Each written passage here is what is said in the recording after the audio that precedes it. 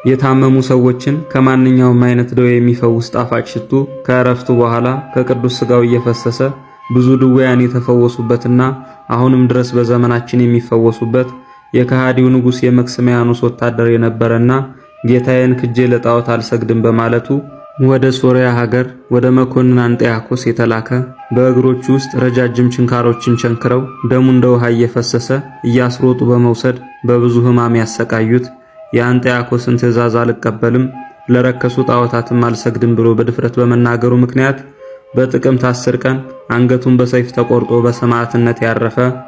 ዘመነ ሰማዕታት አልፎ ጻድቁ ንጉሥ ቆስጠንጢኖስ በነገሰ ጊዜ ያማረች ቤተክርስቲያን በስሙ ሰርተው በ15 ኤጲስቆጶሳት ቅዳሴ ቤቱ ሲከበር ሽታው እጅግ ጣፋጭ የሆነ በሽተኞችን የሚፈውስ የሽቱ ቅባት ከሥጋው እየፈሰሰ ድንቅ ተአምራት የተገለጠበት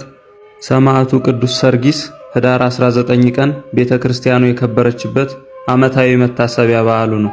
ለእግዚአብሔር ምስጋና ይሁን። እኛንም በሰማዕቱ በቅዱስ ሰርጊስ ጸሎት ይማረን ይቆየን።